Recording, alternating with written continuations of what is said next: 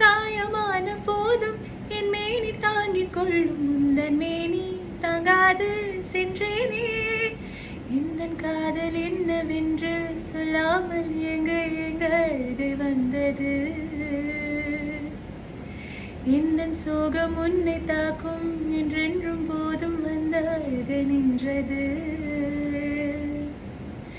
மனிதர் உணர்ந்து கொள்ள இது மனித காதல் அல்ல, அதையும் தாண்டி புனிதமானது.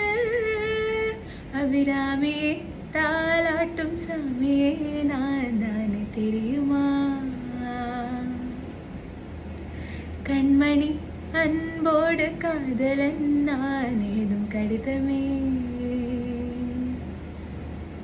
பொன்மணி உன் வீட்டில் சௌக்கியமா, நான் இங்கு சௌக்கியமே.